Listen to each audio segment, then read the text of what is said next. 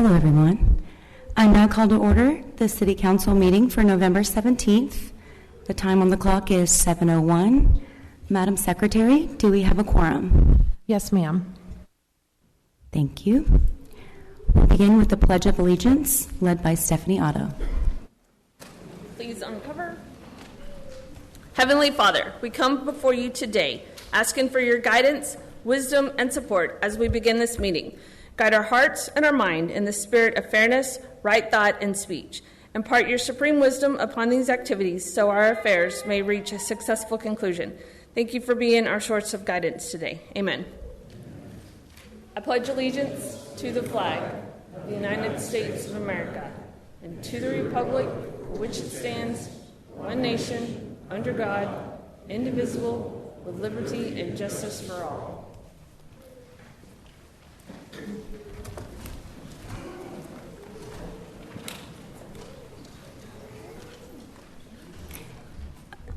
We'll move on to C, presentations. First, we have the presentation of a life-saving award presented by Chief Bitts and Chief Keel.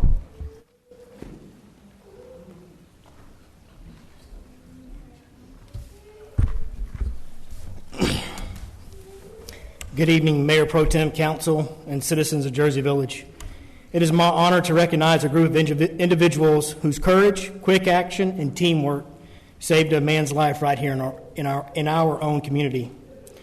On the morning of October 22nd, 2025, Jersey Village resident Mr. Jonathan Corley was taking part in an event at the church parking lot when he suddenly became ill and went into cardiac arrest. In those first critical seconds, members of our community stepped into action. Mr. Steve Liu, Mr. Christian Heddick, and Mr. Nick Patek immediately began CPR and life-saving measurements to call 911 to get help on the way. Their fast response and willingness to act kept hope alive until first responders arrived. Officer Curtis Schoen of the Jersey Village Police Department was the first to reach the scene. He took over CPR with urgency and focus, sustaining life-saving efforts as additional resources were on their way.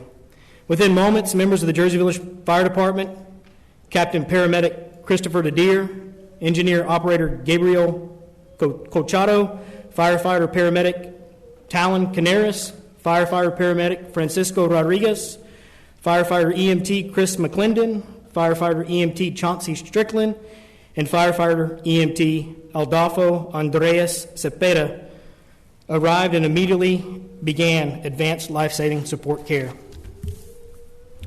Working as one unified team, they delivered multiple defibrillator shocks, administered critical cardiac medications, and continued coordinated resuscitation. Because of their expertise and unwavering determination, Mr. Corley regained a pulse. His heart started beating again. What could have been a tragic loss became instead a powerful reminder of what happens when courage, preparedness, and compassion come together. The actions of these citizens and first responders exemplify the very best of Jersey Village. Tonight, the City of Jersey Village proudly honors Mr. Liu, Mr. Hedtek, Mr. Pitek, Officer Schoen, and the members of the Jersey Village Fire Department, Captain DeDeer, Engineer Operator Colchado, Paramedic Canales, Paramedic Francisco Rodriguez, EMT McClendon, EMT Strickland, and EMT Andreas Cepeda for their extraordinary life-saving efforts. Their bravery, skill, and humanity gave one of our own a second chance at life, and for that we are profoundly grateful.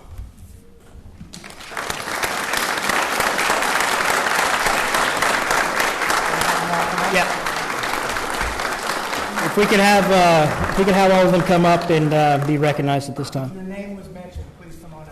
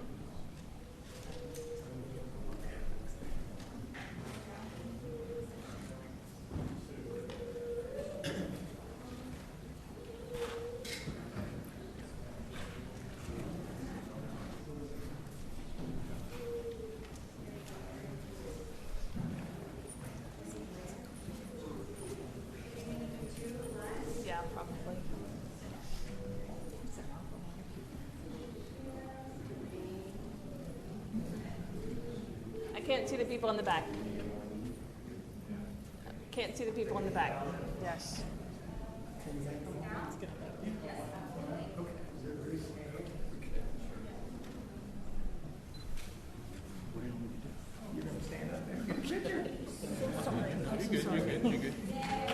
Yes.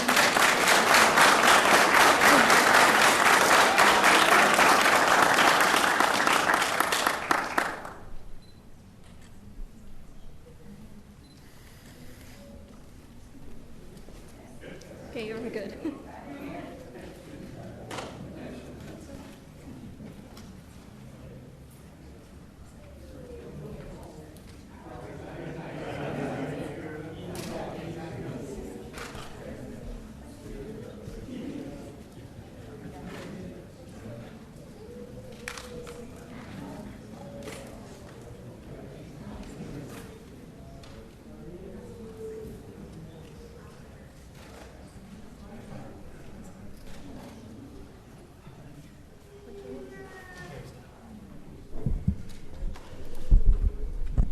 Love to see it. Next up is our presentation of Certificate of Merit to Officer McNeil.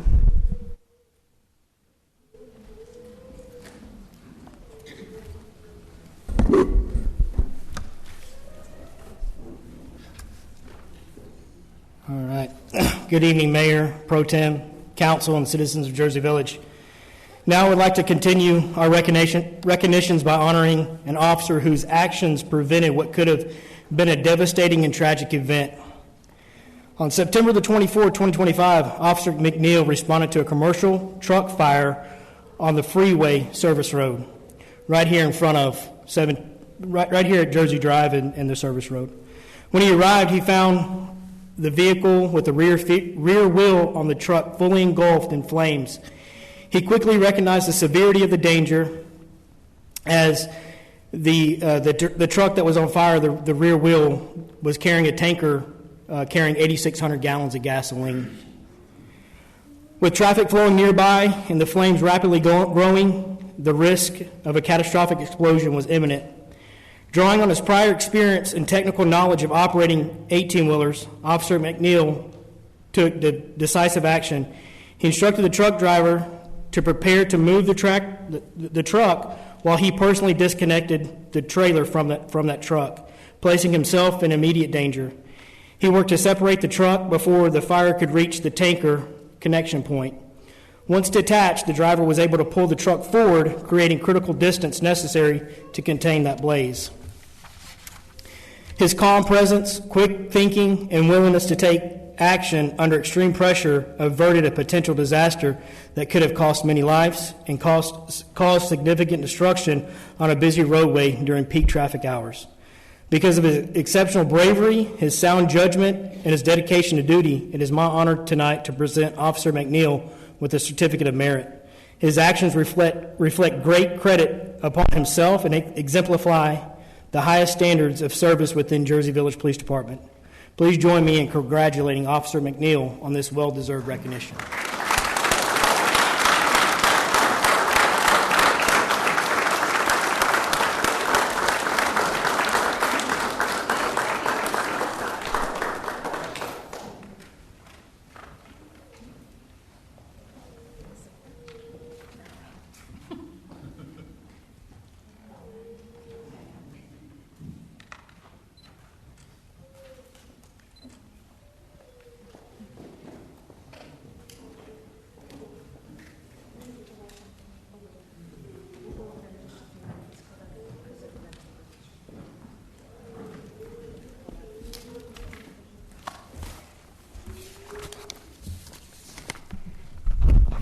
Next, we have the presentation for the Police Department Employee of the Third Quarter for 2025, presented by Stephanie Otto.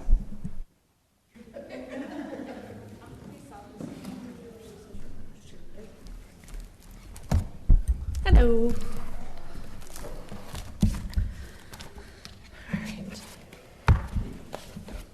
Each quarter, the American Legion Post 324 Jersey Village Police Department Employee of the Quarter Selection Committee meet to review a list of candidates selected by their peers. This is in no way a simple task, as all the employees of the police department are outstanding individuals that serve a purpose greater than themselves. For the third quarter of 2025, the American Legion selection of the Officer of the Quarter is Corporal Ivan Guzman. Corporal Guzman has shown a high level of professionalism, dedication, and productivity. He loves his job, and his work performance shows it. We thank you for your service and dedication to the department and our community. All of these attributes work together to ensure that Jersey Village Police Department work smoothly and provide our residents peace of mind and makes Jersey Village a destination community. Other officers nominated this quarter were Corporal Morano, Officer Ortiz, Officer Morora Garcia. We would like to thank you for your continued performance and dedication to our community. Officer Guzman is not here, so Lieutenant Rodriguez.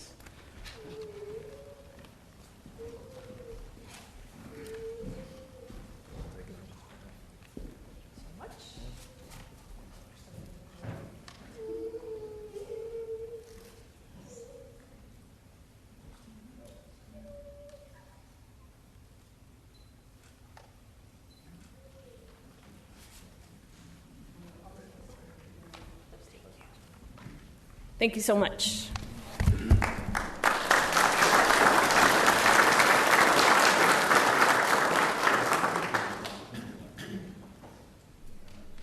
It's nice to look out and see so many uniforms. Yeah. All right, let's move on to election items. I'd like to call election item D1 to canvass the votes for the bond election held on November 4th, 2025. Council members, if you'll open your envelope and we can canvass the votes.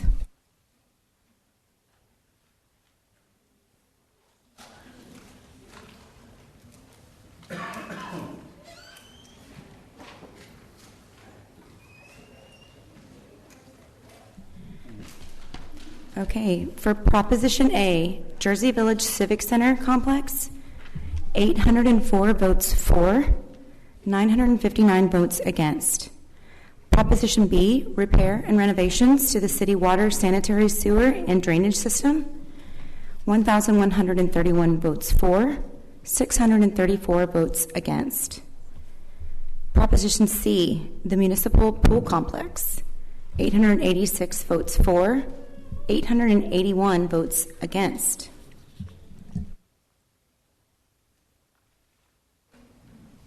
The official canvass of the returns of the bond election held on November 4th, 2025 reflects the following.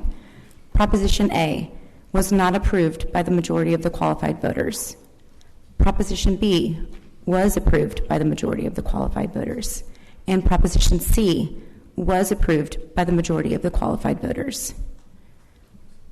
I'll now call for a motion to approve ordinance number 2025-41, canvassing returns and declaring the results of the bond election held on November 4th, 2025, official. I'll make the motion. And the ordinance passes. This completes the canvass of the bond election held on November 4th, 2025 for the city of Jersey. I'm sorry. I'll make the motion to approve ordinance. Is that what you mean? Yep, I forgot that. All those in favor say aye. Sorry, it was me. All those against? And the motion passes. Sorry. You're good. This completes the canvass for the bond election held on November 4th, 2025 for the city of Jersey Village with a total of 1,792 voters. It was a good turnout this year.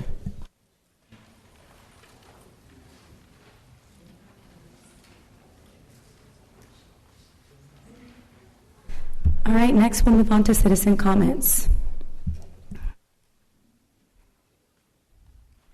Citizens who have signed a card and wish to speak for the City Council will be heard at this time. In compliance with the Texas Open Meetings Act, unless the subject matter of the comment is on the agenda, the city staff and City Council members are prevented from discussing the subject and only may respond with statements of factual information or existing policy. Citizens are limited to 5 minutes of their comments to City Council.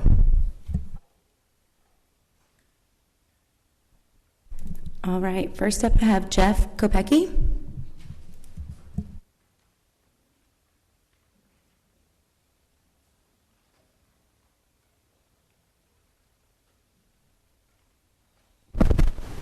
Jeff Kopecki, 16125 Delosier. I'm here to talk about a hazard we have in the making over here at the Carroll Fox Park on the weekends.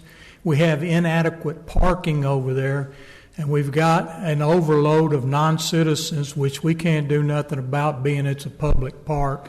But they were parking on both sides of Jersey Drive this weekend, which is making it hard to get through there in a regular vehicle. Not necessarily what a emergency vehicle could get through there or not, but this is a serious issue on the weekends, and it's been getting worse.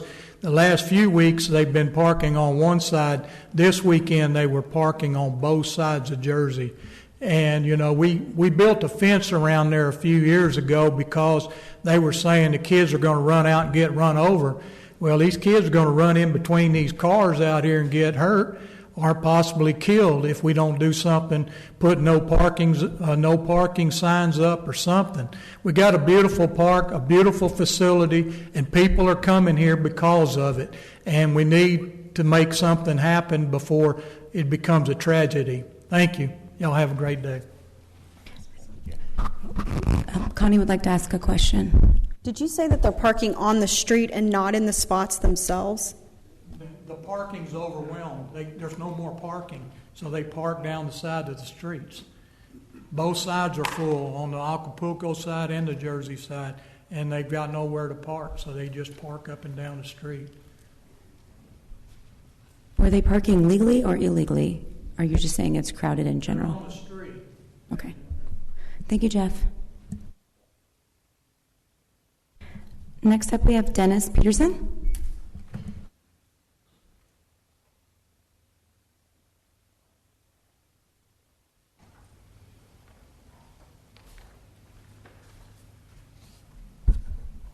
Good evening. Before I get started, I'm Dennis Peterson, 16522 Cornwall.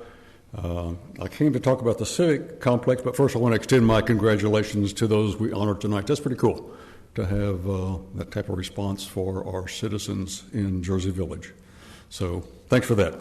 On to the City Complex. We need a new City Hall. I don't think too many people argue with that. But we're solving the wrong problem and we're applying the wrong solution. And two wrongs don't make a right. First, the wrong problem. We don't need 50,000 square feet of City Hall complex. Not even close. The project has somehow expanded into the space available. Second, it's a wrong solution. The city seems hell-bent on railroading a grossly expensive, that bad idea that was hatched 10 months ago. The voters said, in no uncertain terms, that $20 million was too much money. And what's staff response to you to consider moving forward? Implementing the exact same flawed plan, just using slush funds to pay for it. That's not what voters said, in my opinion. If these are the best options brought to you by your staff, then my suggestion is you need a new staff, because these are bad. My hope is that in moving forward, we can communicate in meaningful common terms that don't deflect or disguise real cost. An example is cost per square foot. Very nebulous terms. The commonly accepted definition is total hard construction plus soft cost and contingency divided by the number of square feet. Simple enough. The city is throwing out comparisons that omit soft cost, they omit site work, omit demolition, and omit contingency. So it's really kind of hard to compare to industry standards when you start using things like that. The true cost per square foot is supposedly $408 a square foot. Now, if you want to consider the price of the project, which includes the property, we're up to $487 per square foot. That's a lot of money. Anyway, that brings me back to the wrong problem. We don't need 500,000 or 50,000 square feet. So regardless of the price per square foot, it's too much money. So how do we fix this mess? The simple and correct answer is to start over. In standard financial terms, everything we've done to date is a sunk cost. Costs should be ignored in defining our best path forward. In other words, don't throw good money after bad. It doesn't work. So how do we accomplish this? First, define our real needs. Second, define real options. And third, openly decide on the best option. Not the cheapest, but the best. It's a really simple process. We bought the church property on a whim, and so what do we do with it? I don't know. There are countless options, including using it exactly as we planned. We've already spent a bunch on designers and construction managers. What do we do about that? Easy. Use the information developed in defining new options. It won't go to waste. So here's my offer to council. Some of you know I spent 40 years in construction industry and in executive management dealing with exactly these issues. Let me help for free. If I had cooperation and transparency of staff, I would define our needs and options in a short amount of time. So please, let's not continue wasting our money on the wrong problem and the wrong solution. Thank you, Dennis. Next up, we have Jim Fields.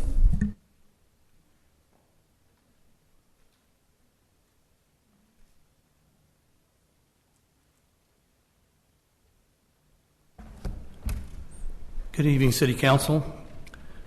Thank you for allowing me to contribute to tonight's meeting. Jim Fields, 16413 St. Helier. I'll tell you the good things. The golf course appears to have a positive cash flow, and this is good to hear. And in maybe 10 years, the revenues will pay off the $10 million improvements for the entity to be profitable. I've heard many times that it is profitable. It's not profitable until all the debt is paid off in entirety. Also, the makeshift carport is gone. I think that's a great idea. Protecting the city's beauty is a asset that generates, $3 million a year, and we should do everything we can to make sure our property values stay up. I do have some questions. And this was just told to me. Is it true the city manager hires a company to compose application for grants? I'd like to know that. That's part of the grants. No, I do them myself. You're welcome. Oh, thank you for clarifying, sir. I appreciate that. Why do we have an assistant manager when I can't get an answer to a simple email when the city manager's out of the office? I hope in the future the city manager is out. That's why we have assistant manager to step in to fill his shoes.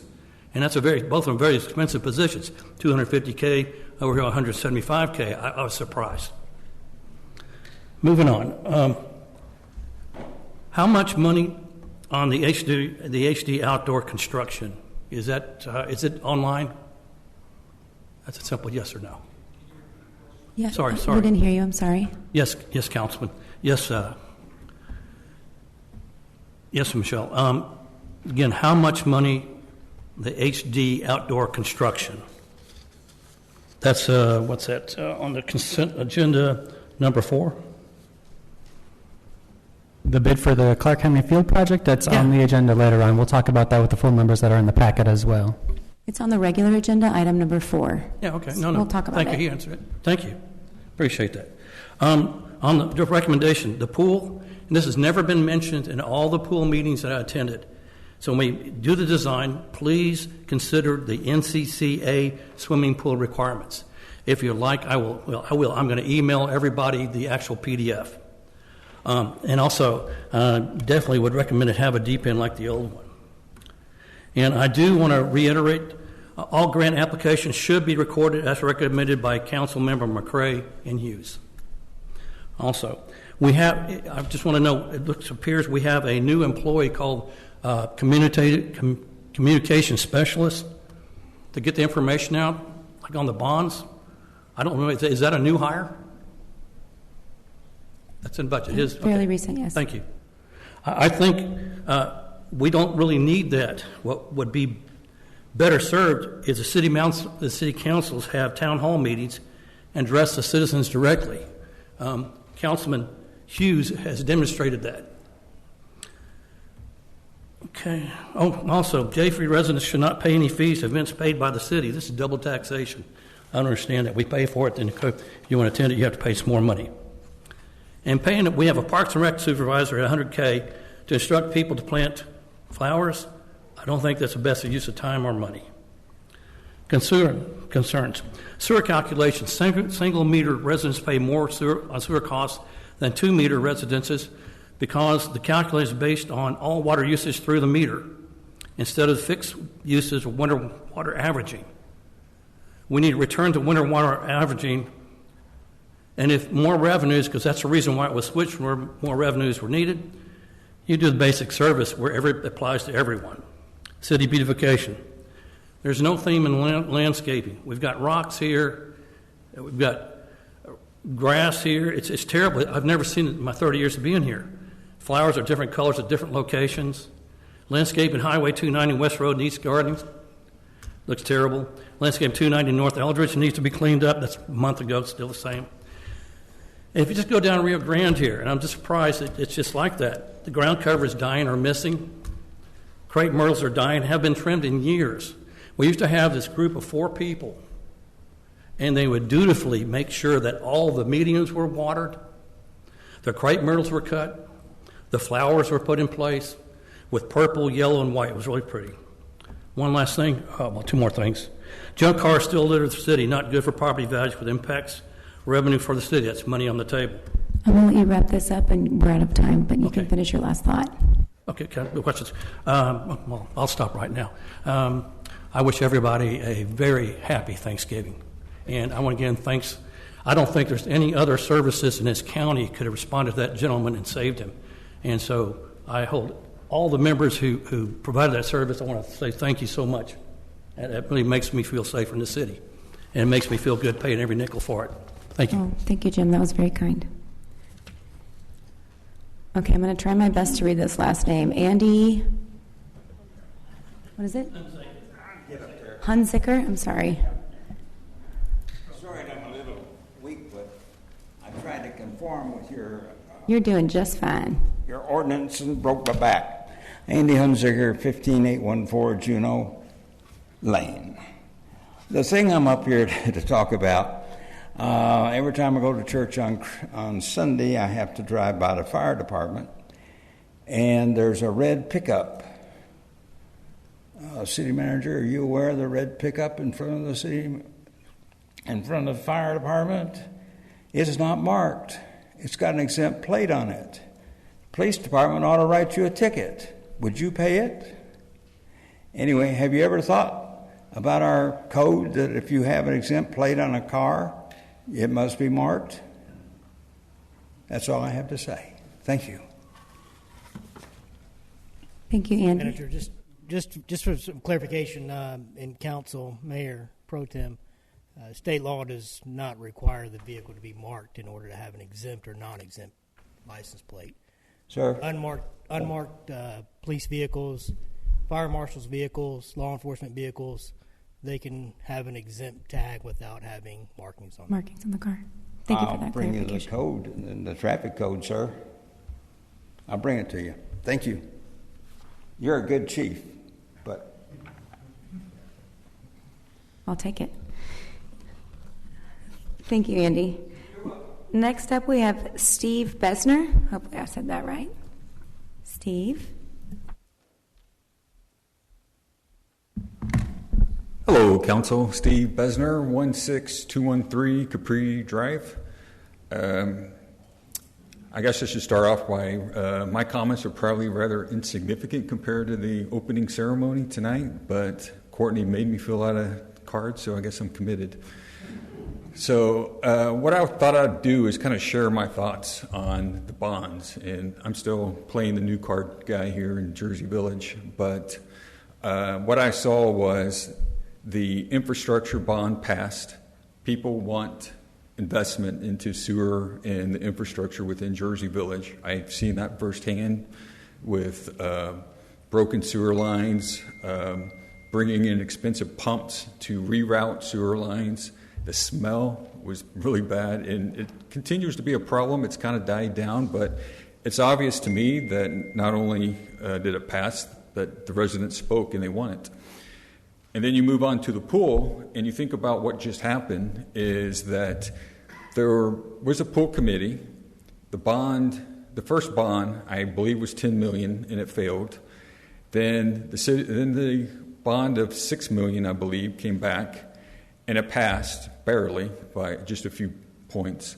And when I think about that, is that it's not that the first time the bond passed that the citizens did not want a pool. They didn't want it at that price tag, and they came back and passed it barely this time. And my challenge would be to council is that given that little bit of history is that $6 million, I know you can find another $1 million in that pool, and I would challenge you to use your pen and find $1 million.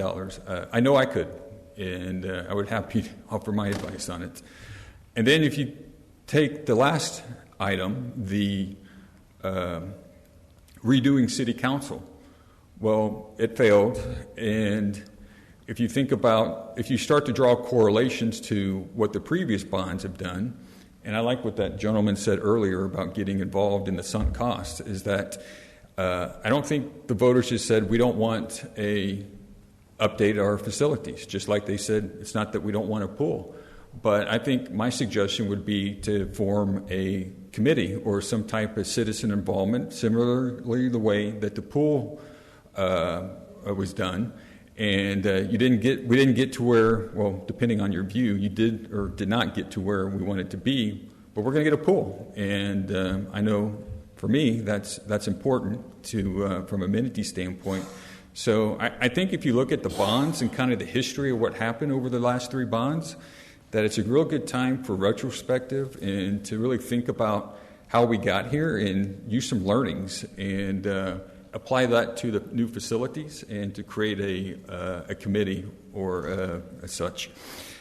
The second topic I wanted to is real brief is inside of Jersey Village. I actually run a lot in Jersey Village, and there is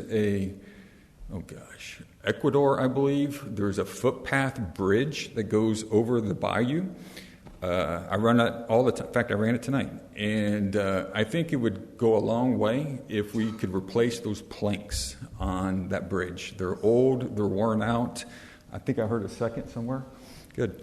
And what if we replace the entire bridge? That would even be better. That's already been approved. Oh, it has been approved. Oh. Yes. Congratulations. Pretty good, aren't I? I know. Look at, man, we're just batting 1,000 today. I love it. Excellent. That's all I have. Thank you. If I may, Mayor Pro Tem, December 17th is the tentative date for the new bridge to be installed. You might have to find another running path just for a minute. You work quick. I know. Oh, impressive. What else you got? Thank you, Steve.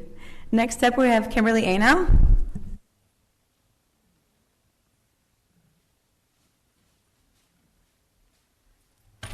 I am shorter than him. My name is Kimberly Now, and I live at 15601 Singapore Lane. As my 50th Purple and Gold installment, Jersey Village City Council had many discussions in the 1980s and 90s about sourcing water and wastewater treatment as the city's residential and commercial population grew. The recently passed municipal bond is essentially an IOU from government entities such as cities to issue debt securities to finance long-term projects for water and sewer utility bonds. However, infrastructure needs and environmental regulations can require significant capital investments that strain utility finances.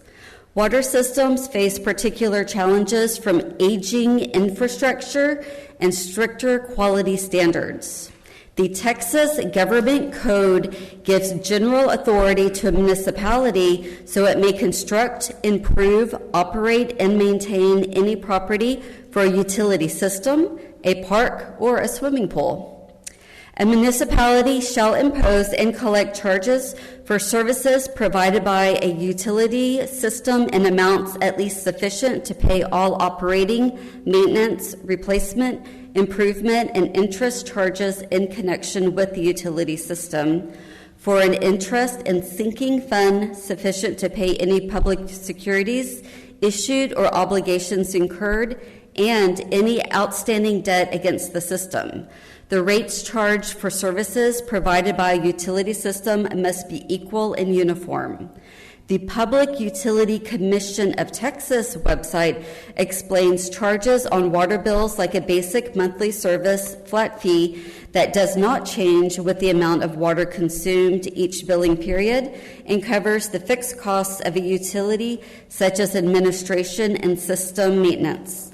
Gallon charge tiers vary based upon amounts of water used.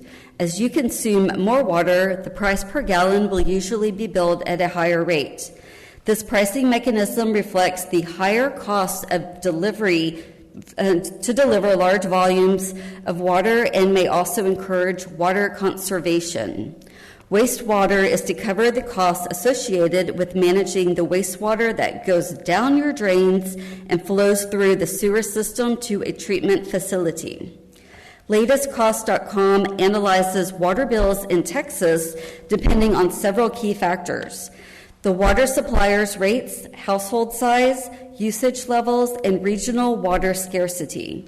Urban areas often have different pricing structures compared to rural regions, and irrigation or outdoor water use can significantly increase bills in the hot Texas climate. Utility companies typically charge a base fee plus a rate per 1,000 gallons of water consumed, and these rates fluctuate depending on infrastructure and supply costs. Water costs differ by cities due to variations in supply sources, infrastructure, and local regulations.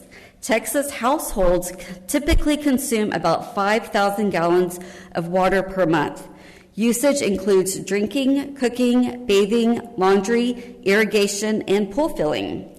Higher outdoor water usage, common in Texas due to climate, can significantly increase monthly bills. Water bills include various components beyond water use, such as wastewater, sewer charges, and fixed fees.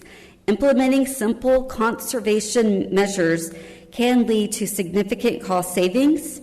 Texas residents are encouraged to monitor usage and adopt water-saving habits, particularly during dry seasons. Fix leaks promptly. A small leak can waste gallons daily. Use water-efficient appliances and fixtures. Limit outdoor watering to the early morning. Install smart irrigation systems and rain sensors. Reuse gray water for irrigation when possible. Like most things in life, changes are always going to occur. A dairy farm became our Jersey Village. Thank you. Thank you, Kimberly. Next, we'll move on to the city manager report. Austin? Mayor and councilors, we do have the report in front of you. I do want to point out the awards that we recently won for community sustainability and strategic leadership from the International City County Management Association and from the Houston Chronicle as being one of the top workplaces in the Houston metro area for 2025. Happy to answer any other questions council might have on the city manager report. Congrats on winning the award for one of the best places to work again. Well, ICMA, what does that stand for? The International City County Management Association. And this was awarded for success in reducing flood risk through collaboration and efficient funding.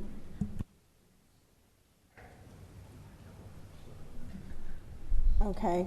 Can I ask a couple questions about the water? Congratulations, by the way. Since it's in our Public Works Department status report, am I allowed to ask a couple questions? Okay. Where does JV get its water? We get most of our water from the city of Houston. We also pump some water as well. Pumping it from? From wells. We've got two wells that we can utilize. Typically, the West Water Road is the one that we would pump the most at. And you see in the packet here, page 91, by the numbers of where we purchase water versus pumped for the month of October. So when the city, so how, it's a weird question, but I guess percentage-wise, how much will we be getting from the city of Houston? So typically we get most of our water from the city of Houston. Last month was an anomaly. We got more, we pumped more than we did purchased from the city of Houston. But on an average month, we get roughly 60 to 80% of our water from Houston, I would say. So when the city of Houston rates go up, our rates will go up as well? Right, because when Houston rates go up, we end up paying that cost. So that's factored into our rates as well. Thank you. Any more questions? All right, let's move on to the consent agenda. And this one's a pretty brief one. We have approving the minutes, and we're just going to be receiving the planning and zoning report and calling a joint public hearing. Do I have a motion to approve the consent agenda? I move to approve the consent agenda. I'll second that. All those in favor? Against? And the motion passes. We'll move on to the regular agenda. Sorry. First up,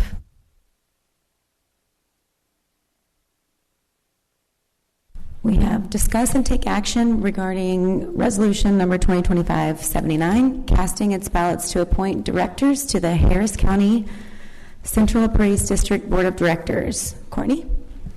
So council, this is something that the council votes on every year for the board of director positions. There are currently 5 candidates for the nomination. The city gets 2 votes. So we can vote for 2 people. We can put our 2 votes on one person. I did not receive anything from any of the candidates requesting our vote. So it's up to the city. I did not receive anything either. I did do some research on the candidates. For Martina, she's currently on the HCAD board, and she was appointed by the governor. She looked pretty strong in her credentials. For Bill Frazier, he ran last year, and he was not elected, but he is a CPA. And I think that was good and relevant to an appraisal. And I really couldn't find much on the other 3. I don't know what y'all have found. Melissa Noriega is currently on the board as well. In fact, we last month, I think as part of the consent agenda, we renominated both of the board candidates, the ones that were on the incumbents, if you will.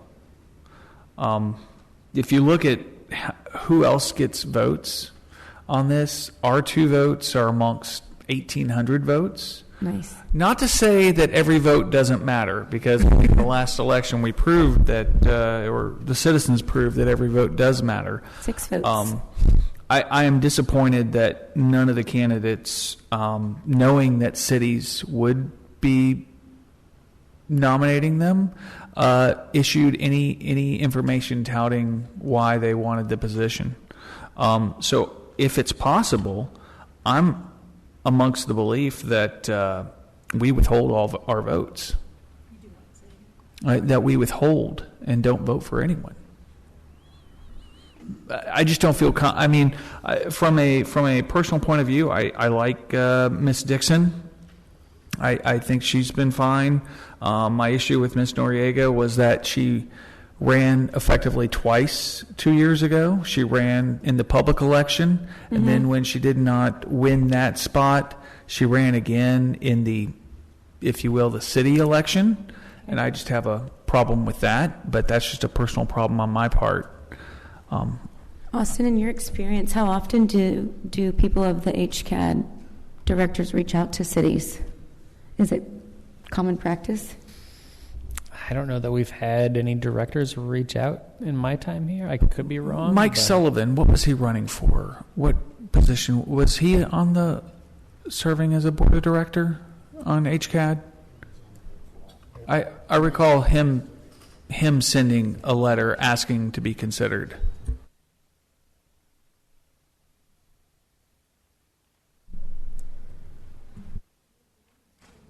I don't know the legality of withholding votes. You don't have to take a motion on it.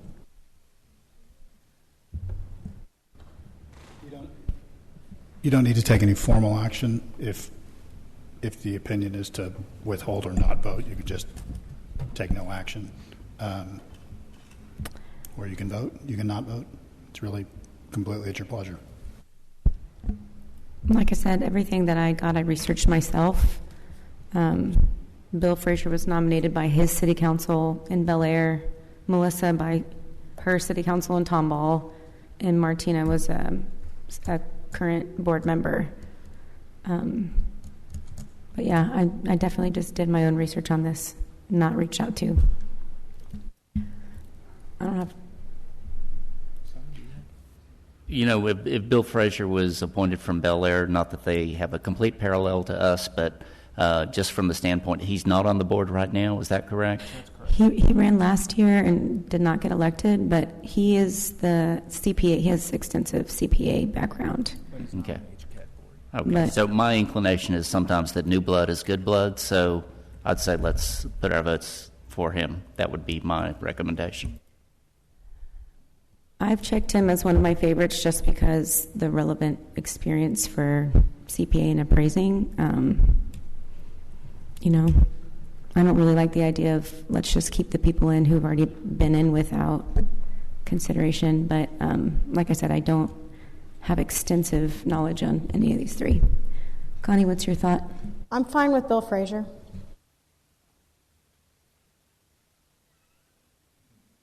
Sorry, Drew. Okay, can I get a motion for Resolution 2025-79? What are you going to do? Well, you've got to make a motion to appoint Bill Frazier, that the city's votes be cast for Bill Frazier. Is there a second? I'll second that. All those in favor? Against? And the motion passes. Next, we'll discuss and take appropriate action on Ordinance 2025-37, amending the fee schedule for emergency medical services and emergency fire response services provided by the City of Jersey Village. Jennifer?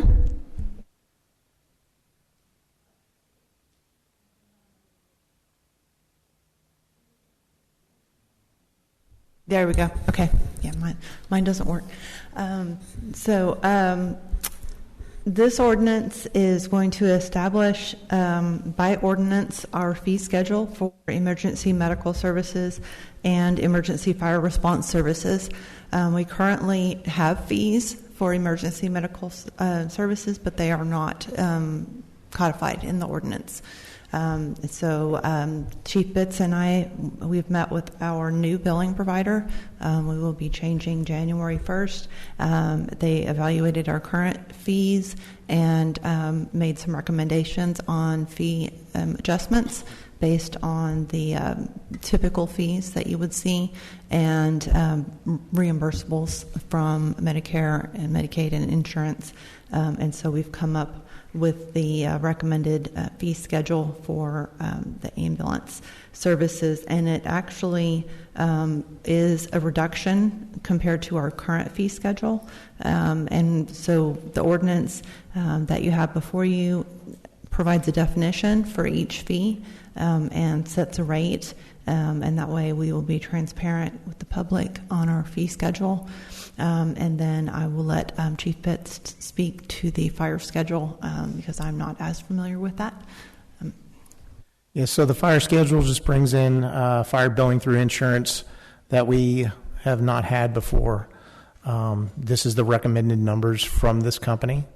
I will say that the medical billing, even though Jennifer mentioned that it is a lower rate, we will be getting, according to them, about another $45,000 more a year than what we are billing now.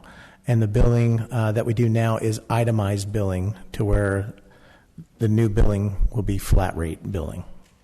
They've had better experience. It's the largest billing company in Texas who we're going with. So I have a question on these. This is the bill back for services that EMS provides or that the fire department provides. Is it typically, are these things covered by an individual homeowner's either their own medical health insurance or Medicare or homeowner's insurance in the case of a fire, that sort of thing? Yes, so for the medical, it's typically covered by either auto policy if there's an auto accident involved, or individual health insurance or Medicare for the EMS transport. We discussed this during the budget, I feel like, right? We did have some mention of it, yes. Like this sounds really familiar, yes. So this is basically kind of cleaning up some of that. Right. Yeah, putting in an ordinance gives us more strength to bill, because we've had insurance companies deny us because it wasn't in an ordinance. And when the insurance denies, does the city have to pay for the remainder or whatever is not? I mean, we just eat the cost. Also, they added treatment, no transport, which I feel like happens quite often. So that's for a situation where they treat somebody on site, but they don't necessarily move them. They can still bill for that. We actually had that as a fee, but this is actually a reduction from what we were previously charging. And this will also allow us to bill over in the ETJ, which, those citizens don't pay anything to us right now, so we'll be able to bill over there for fire and EMS.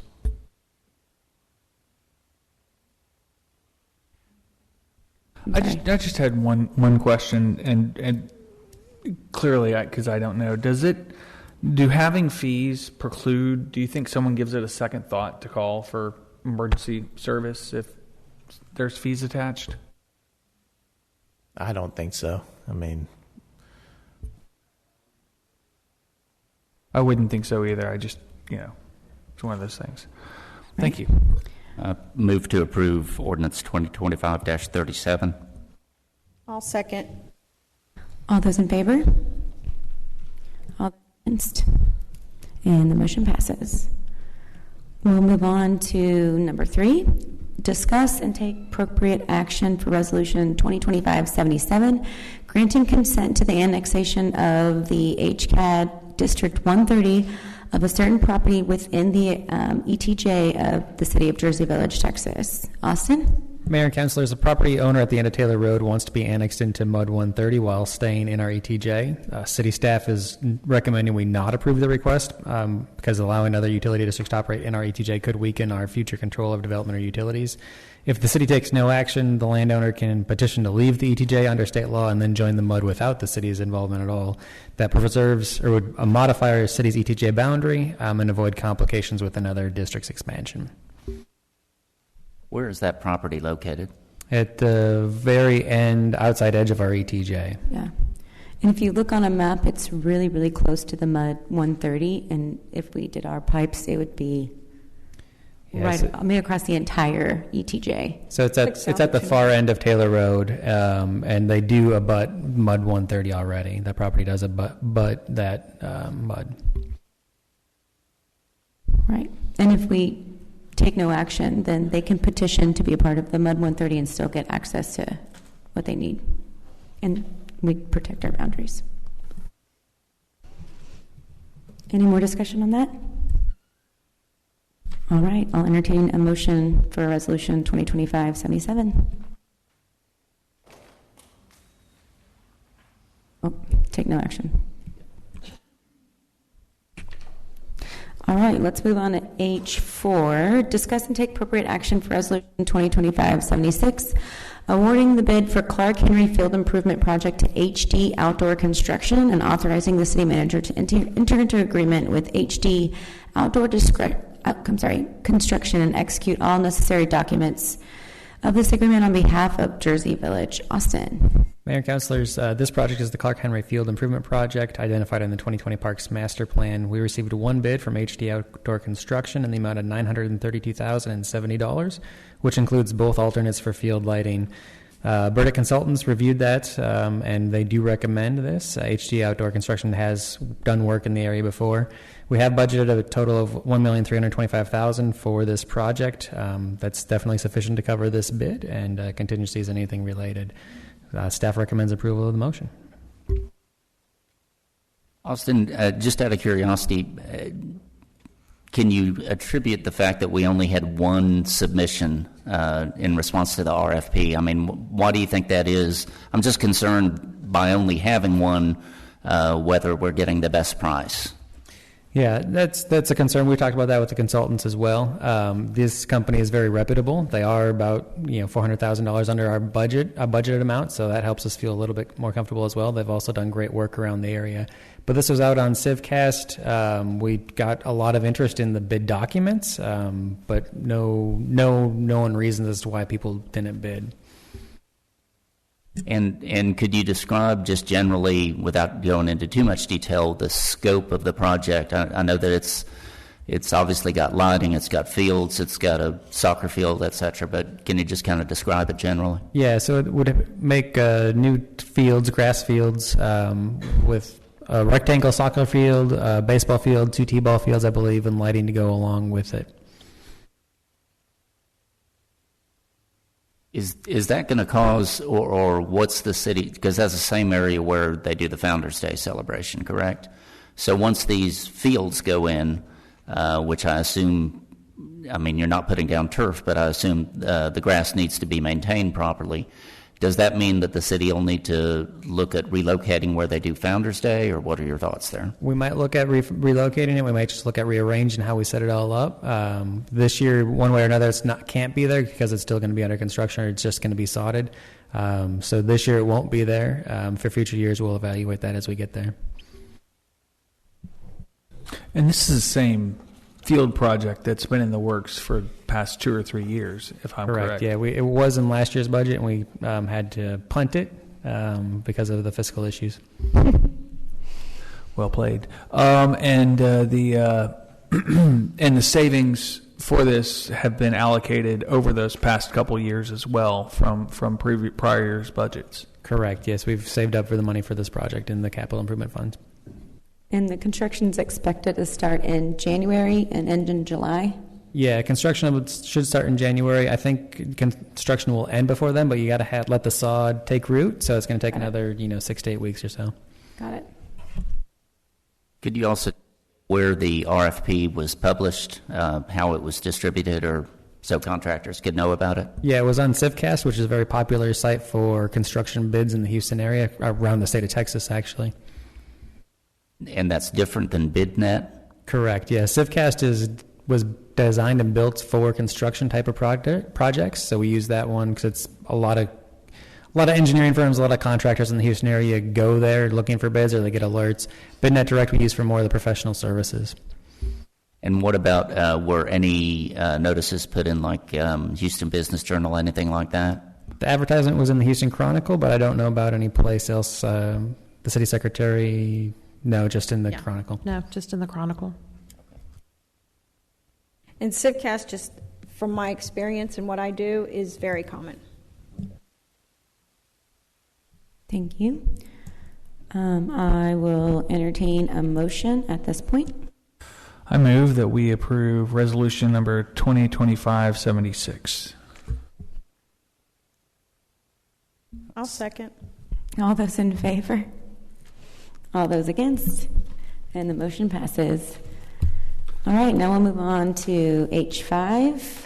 Discuss and take action, appropriate action for ordinance 2025-38, amending the fiscal year 25-26 budget by $18.5 million in revenues and $18.5 million in expenditures to reflect voter approval and issuance of the certificate of obligation for repair and renovation of the construction of improvements to the equipment of the city's water, sanitary sewer, and drainage system. Whew, that was a mouthful. Jennifer. Thank you. As you approved this evening, the canvassing of the election for Proposition B was approved by voters. We have projects that are ready to go, but before we can even put them out to bid, we need to have a budget for those projects. And so while we will not be selling the bonds until at earliest spring of 2026, we need to ask you to go ahead and amend the budget so that we can appropriate those funds. At your December meeting, we will be bringing forward a resolution of intent to reimburse from future bond proceeds, which would allow us to start spending the money, and then that allows us to award contracts should any of the projects the bids be ready to go before we're ready to sell the bonds. So this ordinance 2025-38 establishes the revenue budget based on the construction cost budget of the bonds at $18,165,000 is our estimate for the bond proceeds. During the fiscal year, we estimate that we could earn $380,000 in interest income. And there are 12 projects that were identified. These are the same 12 projects that were listed in the proposed budget back in July.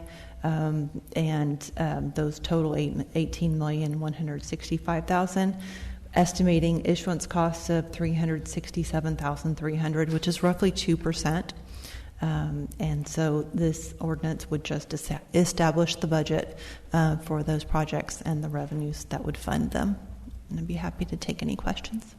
Just a quick question. I know that a lot of these projects have been on the books for some time. Prior to bringing this to council, have you gone back and have you gone back and verified that the budget allocations you have for each of these projects is appropriate for the scope of the project and accurately reflects what we need to spend on the projects? So this budget was based off of the CIP, which was done by the engineering firms for the next several years, which included dollar amounts for contingencies, inflation, engineering costs, and those types of things. So these are the numbers that the engineers told us they thought were good, and then putting inflationary costs in there as well. And inside our budget, it's a little inside baseball, but inside our budget we have now a fund for each of the debt issues. So it looks like Fund 19, is that for this specific debt issue? So Fund 19 will be for this bond issue and all the projects associated with it. Perfect, thank you.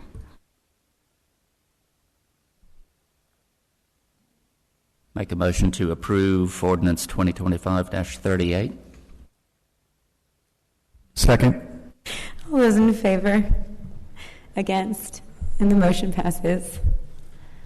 All right, next up, H6. Let's discuss and take appropriate action on Resolution 2025-78, adopting the Jersey Village Safety Action Plan and providing authorization for city manager to implement the plan, containing other provisions relating to the subject. Austin? Mayor, councilors, the plan outlines a framework that guides investment and policy decisions to reduce severe crashes in the city. It was funded through a federal Safe Streets for All planning grant, which requires adoption of the final plan before the city can apply for future federal implementation funds. The plan uses a safe system approach and draws from crash data, public input, and the best practice countermeasures. The plan identifies priority locations and proposes changes that include speed management, lighting, crosswalks, sidewalks, and signal timing. It also recommends education and enforcement strategies. Adoption of this plan positions us to pursue future grants that can fund a large share of the construction costs and will strengthen applications for other programs. We do have Emily Barker here, who's with HAF. She helped us with this plan. She can answer any questions, or I'm happy to answer any questions council might have as well.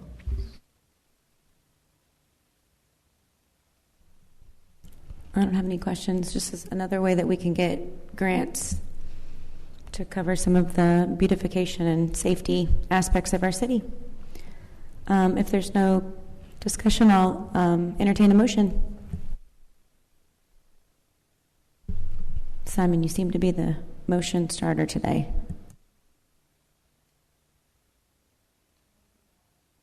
I was going to real quick ask, because it's not just it has possible to get grants, but those are for implementing the plan. So I think in the packet you mentioned a couple priorities that we're already going to or soon to undertake. Austin, can you enlighten us on those? So the plan does highlight a few of the high injury network recommendations. Are those what you're talking about, or? Yeah, I believe so. So West Road at Castlebridge Drive, they highlighted that one. Some signal phasing, pedestrian accessibility. Jones Road at Seattle Sluice or Jersey Meadow Drive, looking at the speed limits there, pedestrian accessibility and signal phasing.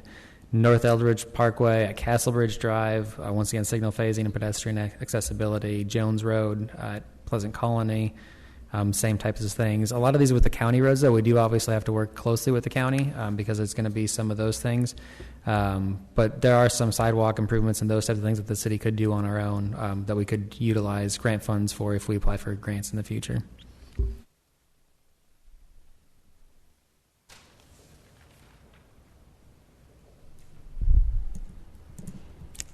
I'll entertain a motion at this time. Move to approve ordinance 2025-78. I'll second. All those in favor? All those against? And the motion carries. All right, now to the good stuff. H7, let's discuss possible action regarding the Jersey Village City Complex and the next step. So the city, as you probably know, the city campus bonds failed at the November election. So now council needs to choose a path forward, and tonight is for discussion only, where there'll be no vote, just direction to the staff so they can bring us a formal plan. And we're considering three options. Option one, putting it back on the ballot in May. Option at a lower cost. Option two, phasing or piecemealing the project. And option three, selling the property and pivoting completely. So let's open the floor. How would you guys like to do this? You want to go one by one? Would you like to start with each option and kind of get our 2 cents on them?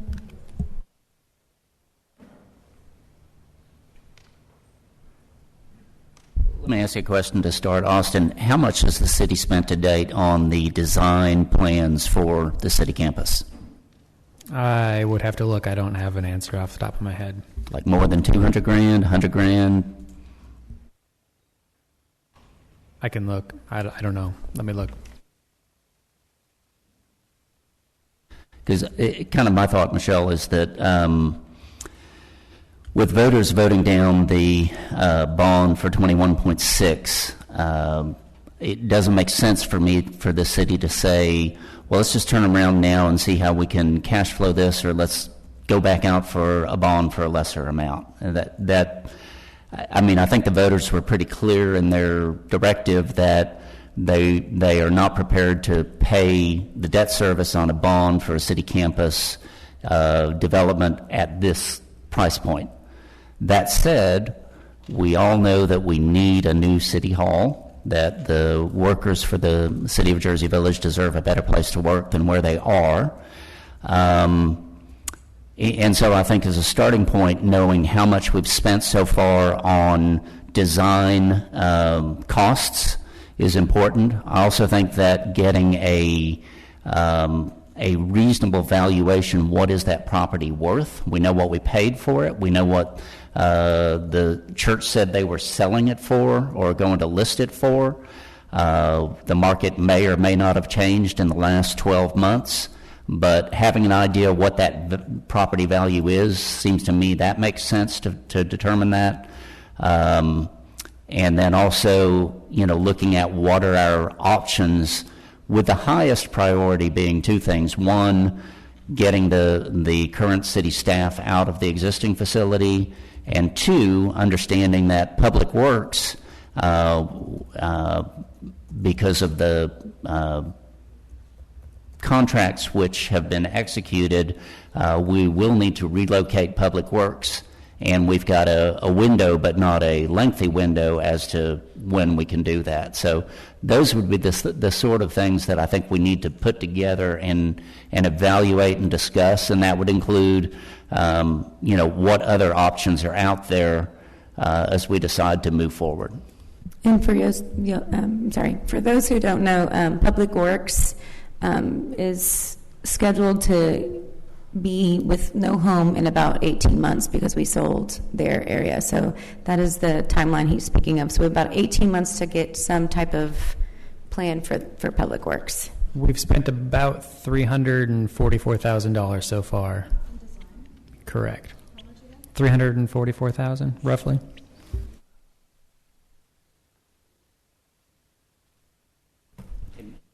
The estimated, the total estimated design cost was 7% of 21.66? I believe that's correct.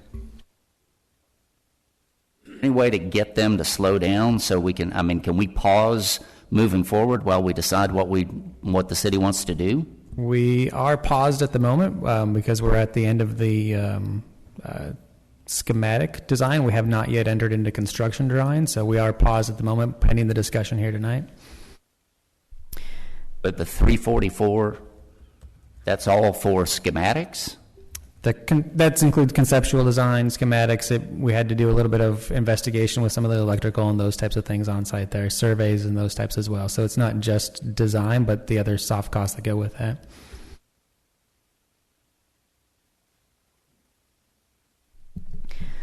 All right, so I guess let's just start openly discussing option one, putting the project back on the ballot in May. From what I've heard from voters, I agree with you. The amount of debt price tag was something that they weren't able to swallow. From what I heard from a lot of the voters, it's not the concept itself. I think we can all agree that we need a new city hall. It wasn't the concept itself, it was just the price tag of the debt amount. And for those who, another piece of information, sold some property across 290, and when we originally picked the number of the bond, that had not been sold, and there was not a guarantee. But with selling those 3 properties, it added about $9 million in our general fund. And so with that and making some cuts, we felt confident that we could ask for a bond closer to $12 million and get the same project completed. And I feel like that's a lot more palatable for most of the citizens who were wanting this space. And the second half of that, I want to remember the project for City Campus is not just City Hall. It was largely also a part of the recreational spaces, which every time that we do a town hall comprehensive plan, it is the number one, by not even a little bit, by a lot of it is the number one request of the citizens. And so I know it seems like we're just doing City Hall, but it's just, I want you to think of it's City Hall plus. The actual part of City Hall that when we were asking them to render drawings, we said make that part as small as it can be for just holding this meeting and court. Like whatever that needs to be, that's how many rows we would like. The majority of it is what the citizens have loudly asked for years. So my 2 cents for option one is if it goes on the ballot in May, I feel like it hits what most people want. And if it doesn't pass, then option 2 would be piecemealing it. So, that's kind of my 2 cents. So if option one would we, does this keep our 90-day reserve? Because in here we have... Say that again, the last part. Okay. So it would be a $12 million bond, let's say. We utilize cash on hand, so we have... We could utilize about $2 million in our unassigned fund balance. That would still keep us at the necessary reserve requirements for the general fund. Right. It would put us a lot closer to... And we're not changing scope at that point? No, it's a complete project. I think part of the question here is whether you believe that the voters in voting down the bond said we don't want the city to borrow that much money, or we don't want the city to spend that much money on city campus. Now, what they actually voted on is we don't want the city to borrow that much money, but I don't think that you can necessarily assume, but everyone agrees and approves that we should spend that much money. I think the general notion is that the voters want us to be more careful with how the money is spent. And so I think that given that, coming up with a plan, rather than saying, okay, well, with the land being sold on the south side of 290, now we've got an extra, $8 million coming in, so we only need a bond of 12. I would fear that if you put that on a bond election in May, that's going to get voted down again because you're really just taking a second run at doing the same thing. And I would say that's contradictory because I think the amount of debt, they didn't want it to influence tax rate, yes, but the objective data that we've got year after year is that they do want recreational space. I mean, that is not an assumption. That is objectively what we've seen after survey, town halls, by far, comprehensive plan. It is the number one thing that people have asked for. And then we all have agreed we need a new city hall. So I do think that the citizens overwhelmingly, yes, I agree, they did not, the price tag of, especially since there's 3 bonds, it was a lot. And I understand. But I think objectively we've heard from the people that they want recreational space. And I don't deny that people want recreational space, but at the same time, I mean, you've got to be realistic about how much the city can afford to spend on it. And I do think that in constructing a new city hall, the city, as Dennis Peterson says, the city needs to assess, okay, what are our needs? You know, what do we need in terms of office staff space for the employees who work? Do we have big work pit areas? Do we have, you know, everyone has window offices? What do they need? I think we need to go to that level, and I think we need to include in that analysis what does the community need? Do we need 4 15 by 20 foot classrooms? Do we need a couple of spaces that are 600-800 square feet? What is needed for these community groups that Michelle, you have said this is what we need. I think no, I didn't say that. The citizens said that in the town halls. Residents have said that. So, yeah. But my question is, rather than saying, well, we've got all this space across the street, how can we fill it out? Instead, why don't we sit down and say, what is it specifically that we need? And I think right now, Austin, next door at City Hall, you've got room. Well, you've got a lot of room. Old room, but roughly 25 employees, correct? I think we've got about 28 to 30 that office out of the City Hall, okay, including the support staff. Okay. So 28 to 30 employees. I know at one point it was 25, but 28 to 30 employees now. And then, you've got the space for public works. I think that we focus on how do we provide spaces for those two groups. And then how do we combine that with providing spaces for the community, for the residents, meeting spaces, and concurrently, get an evaluation of what that property next door is worth. Does it make sense perhaps to sell some of it? Does it really make sense to do it piecemeal? I'd really like to start from scratch and say, how do we get the most value of out of the dollars that we're spending and get these people out of the existing city hall as quickly as possible and do the right thing with the money that is the proceeds from the sale of the land on the south side of 290.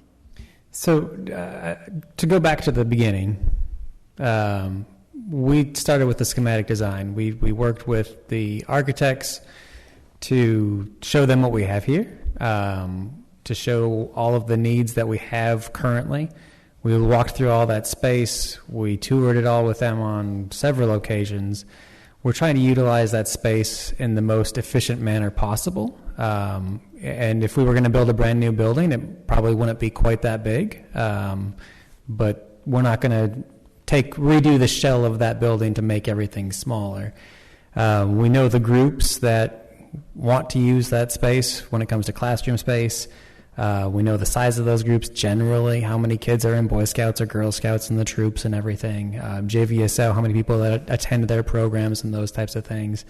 We roughly know the schedule, and we know that there's more desire than we have space right now. So we took all of that information into the programming, into the schematic design, and that's how we came up with the design that we have moved forward with to this point. So I don't think that starting from scratch is the best idea. I think we've already done this. I think we've done it in a thoughtful manner that uses what we have and is a good path forward.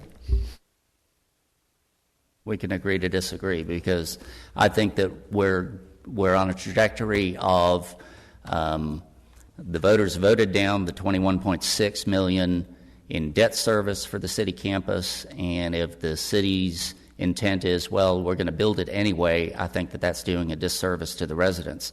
I think that we have to reach a compromise, and maybe the compromise is simply that we take Building A and we take the old youth facility, we demo the existing old credit union building, put Public Works in the in the youth facility, and do only the necessary modifications in Building A to relocate the city workers into Building A, and look at how we can do that, just that portion, without any consideration for the gym, for other things, just that portion.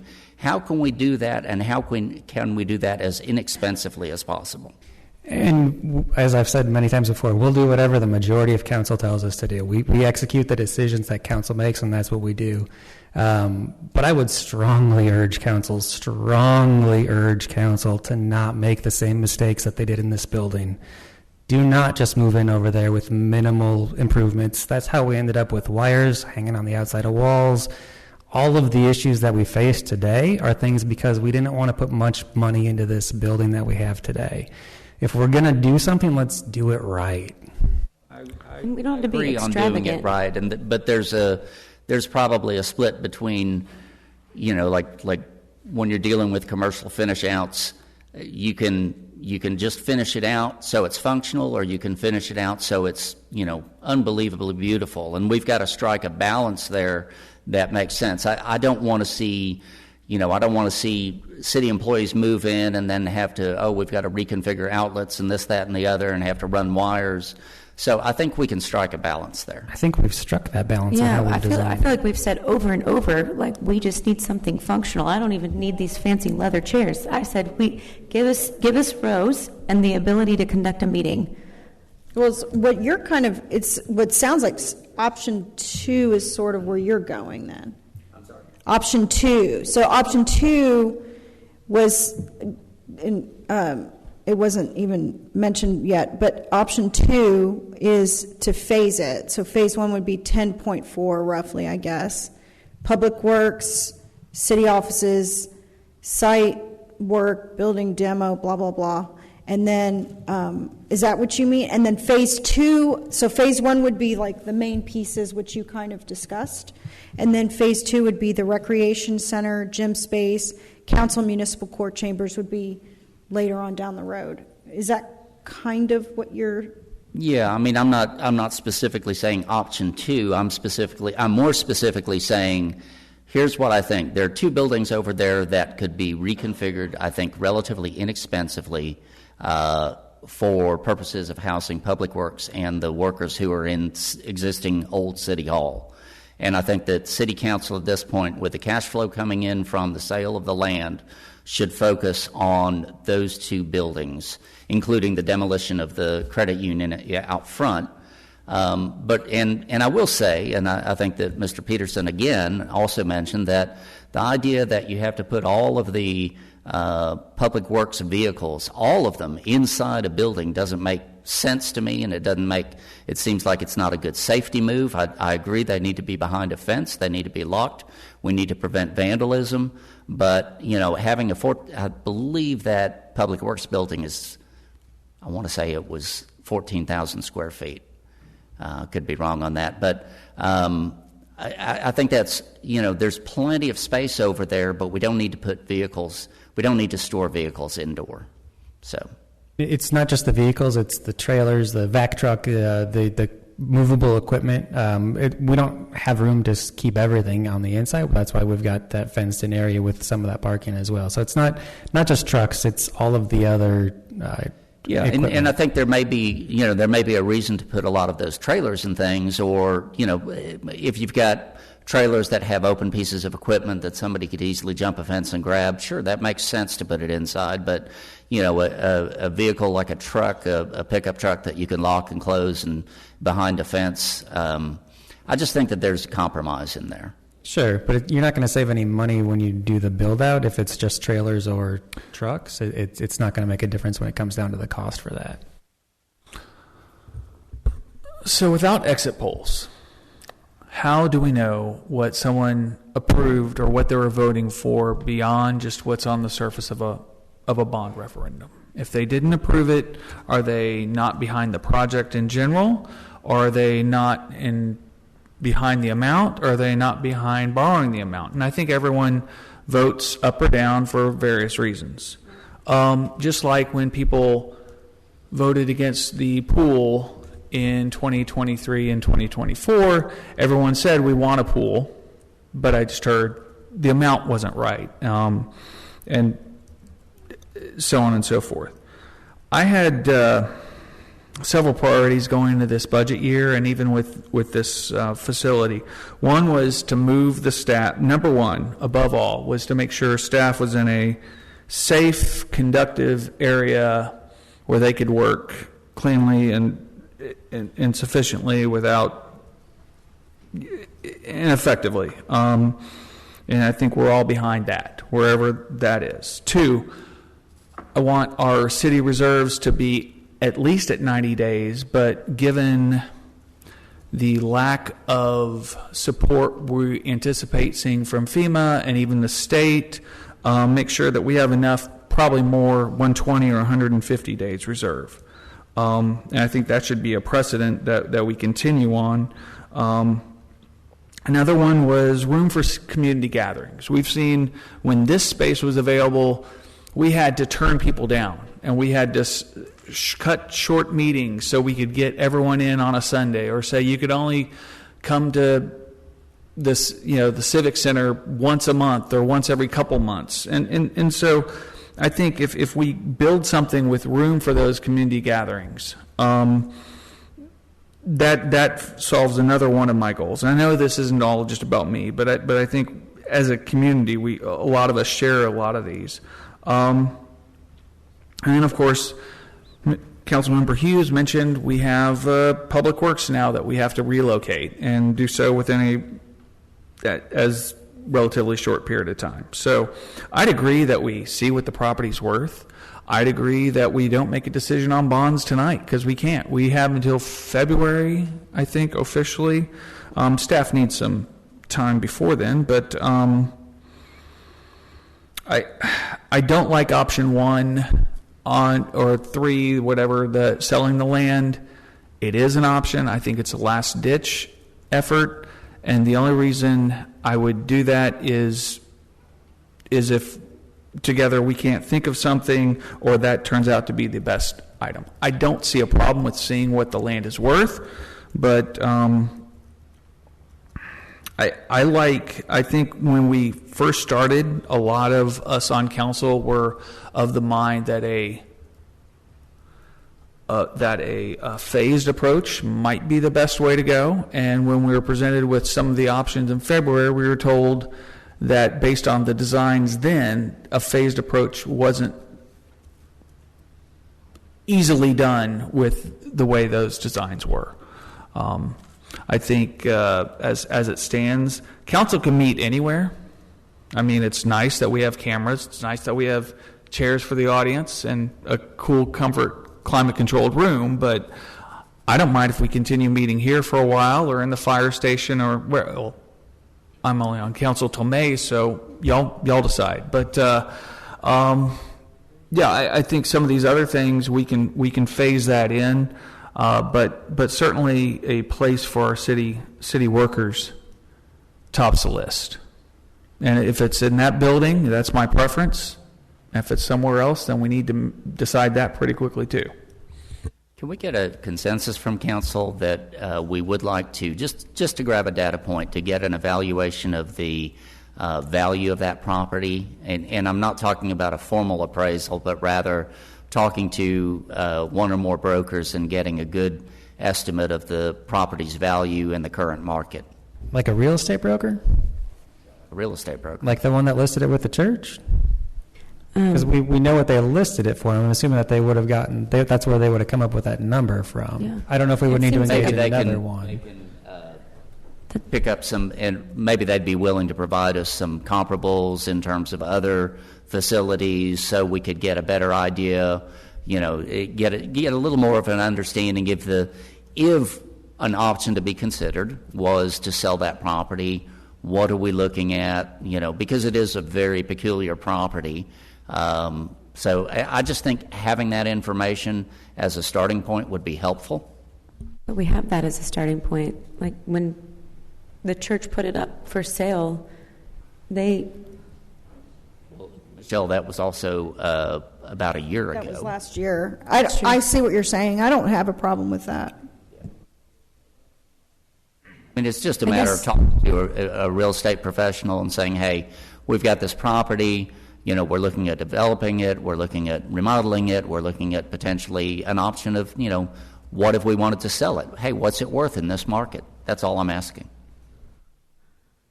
What does that typically cost? I think we can talk with a few real estate brokers and see what they say. I don't know how much that typically costs to get an appointment. I actually, one of the things that because I look at this vote failed by 155 votes, if my math is correct. I was actually surprised that it wasn't more, to be honest with you. I would love to have seen exit polls as to what it was. I have a feeling that it was the 21.6. I didn't like that number. I know that, Simon, you weren't too happy about that number being on the ballot. I do agree. I worry about going back and saying, okay, you didn't like this number, what about this number? Oh, you don't like this number, what about this number? We just keep going back and back. So I think there was something else, Drew, you mentioned, that the phased approach was an issue.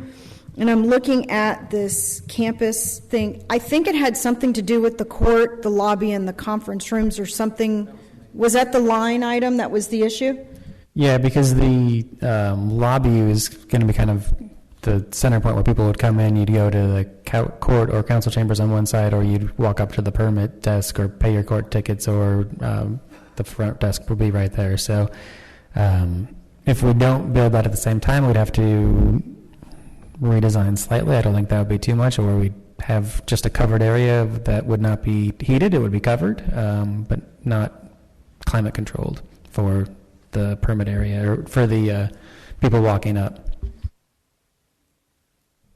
I think, I like the idea of just getting it all done, but the issue is people are, at least the way I'm taking it, citizens are just not, a majority of the citizens, based on this vote, are not ready for that, for whatever their reasons are. It could be the cost, it could be whatever it was. So a phased approach might be, I'm totally on board with the appraisal, if that's a good baseline, or if you think that that's where we can start, if you will. Oh, one more question. We had Mr. Peterson offered his help, his services for free. Is that something we could, if we wanted to, say, yeah, sure? I don't even know. I've never had a citizen ask or offer professional services, engineering services. I guess that would just depend on what the goal of the council would be in utilizing that. And like I said before, we'll do whatever the majority council tells us to do. Maybe if we had a work session, just schedule an independent work session for this, and maybe if we could arrange it so that Mr. Peterson could come join us and just kind of talk about this, because I'd rather do it when all of council is in attendance, and then, discuss it, what our options are, and just kind of brainstorm, see if we can come up with a better plan. Would it be helpful to have our architects there as well? I think it would be very helpful. Now I'm going to address the public, whether you're in the stands, watching on TV, or have a friend or a neighbor. Both Councilmember Rossi and I just mentioned that there were no exit polls done. We can only read into the votes. I think all four of us have done something of that nature. I'm good at drinking tea. I'm bad at reading tea leaves. So I ask each of you, do us a favor within the next few weeks, probably tonight, tomorrow, this week sometime, write every single one of your council members. There's a page on the website, and you can write council, and we'll send in all our email addresses, and tell us what you think. Do you want that land? Why did you vote the way you did? What do you want? What do you want to see in this community? What do you want to see in this community in 50 years? Because this is what we're dealing with today. We're not just dealing with something that's going to be here for 5. It's going to be an office that needs to transform over 50 years. It's going to be a complex that's going to ebb and flow. It's going to be the centerpiece of this neighborhood, or one of the centerpieces of this city, not just the single-family neighborhood. So what is it that you're looking for? And quite frankly, if you have a dollar amount in mind, what is it? But also say why. And if I'm happy to receive any and all of those from everyone in this crowd and everyone watching on TV, and ask your friends and neighbors to write us all the same, because we want feedback. We're here to represent you and represent the city with the best knowledge we have. And if we don't have the knowledge, we can't execute on that knowledge. And in the packet, Austin provided a little table for each specific building and what the cost breakdown would be. Yeah, if that's helpful.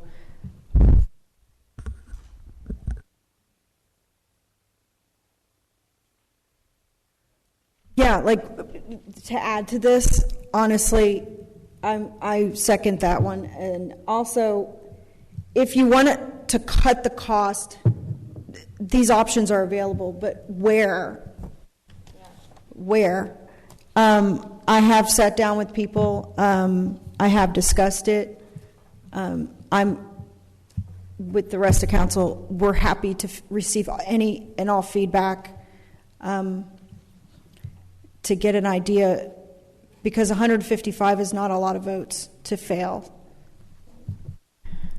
And I think the hard part is that it was so close to 50-50 that I feel like both sides feel as if they were the majority. I mean, it was a close vote. And we have a large part of the population that is yelling and screaming about recreation, but then when we build it in, it's not passing. So it feels like we're getting told one thing and then we do it, and then it's not passed. So we're fine to pivot, but I agree.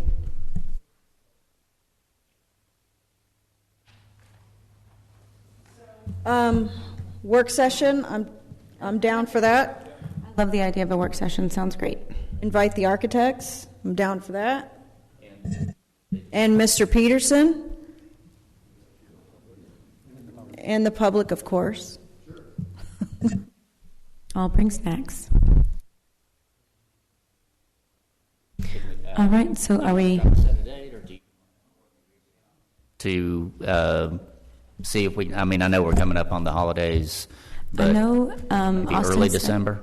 We needed to have something figured out by February if it was going to be on the ballot, so I think that's the only hard timeline that I know of. Well, for calendar reasons, if we were to do it in December, if we were to do any activities on the December council, we'd need to have it a week before the council meeting so it could go properly on the agenda. So if we go in December, it would have to be before December 10, I believe. But we won't have to put anything on the December regular council agenda. If we're going to workshop, we could. I don't think there'd be anything. Okay. I'd say let's shoot, Courtney, if you can circulate some dates and maybe shoot for a workshop sometime in the first week or two of December. Okay. Does that make sense to y'all? I'll send an email in the morning with some dates. Thank you. All right. If there's no further discussion, we'll move on to our next fun topic. Discussion and possible action regarding the construction of the municipal pool complex. As you guys know, the bond was passed for the pool, and so the staff is now moving forward with the design consultation. And so there was some chatter and talk before we went up for bond about the location of the pool, possibly being somewhere over in this area, like a whole complex, versus having it put back in Clark Henry. So there was a little bit of discussion I'd like to hear on that topic. I thought we decided that it was going back in the same location. That's what I was under the impression that we were. Okay. Yeah, I don't see a reason that should change. And then the second part of the discussion, I think is something we need to have is we've had the pool committee, we've had town halls. I quit tallying how many times we talked about the pool, but we've had a lengthy discussion. I feel like we have a plethora of input from the citizens. So at this point, it feels duplicitous to start that all over again. I think we'll get the same result because the 6.5 million number was about what we were starting with. So I was kind of thinking everybody in the city really wants the pool. I mean, it has been a loud request, I think, from the citizens.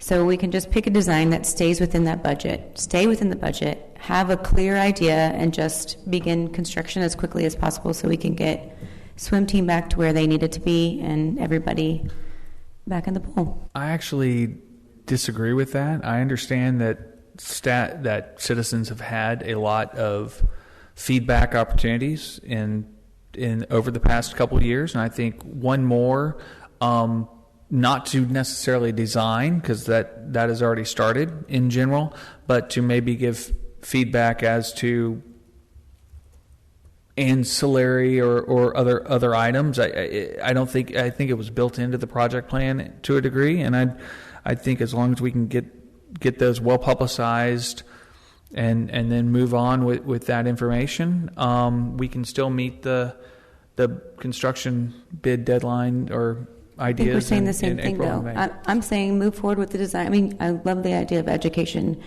but going back out for the starting at square one for design and concept, I think that that's already in works.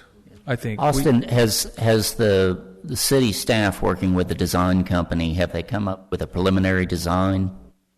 They've shown us a couple of concepts that they thought could fit within our budget, but we haven't gotten into anything in depth just yet. What makes sense in terms of both trying for staff and the design company to work together and try to make the most headway, but also engaging the community or making the community aware of what's in process so the community at least has eyes and ears on it and can kind of weigh in or say, yeah, that makes sense or whatever. You're never going to get consensus. You're not going to build necessarily consensus. But I know that it's easy to say, well, we've gone through this process with everything that's happened in the past and the bond committee, et cetera. But what I'm saying is between where we are right now with the design company, where city staff is, and they're obviously going back and forth, giving some feedback. The design company's given a couple of choices. I think if you just hold a single town hall type thing that, where the residents have an opportunity to see where the city is and where we're going, it would go a long way. I just think that's something that's worth doing if we could, schedule it. I would think maybe schedule that sometime in December if possible.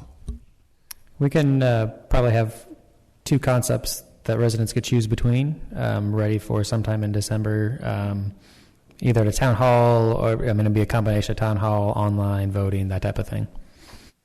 Right. I was just meaning not going all the way back to the drawing board. I mean, everybody's asked for clarity in a concept, and I think coming with a design and saying, here's what y'all said 6.5 million is it. Here's what the pool at this price point looks like. And I think I like the idea of 2. But like A, B, C, D, just starting all over again, I feel like we're going to get the same. I mean, this was a difference of 5 votes. Well, that would be our citizen feedback, right?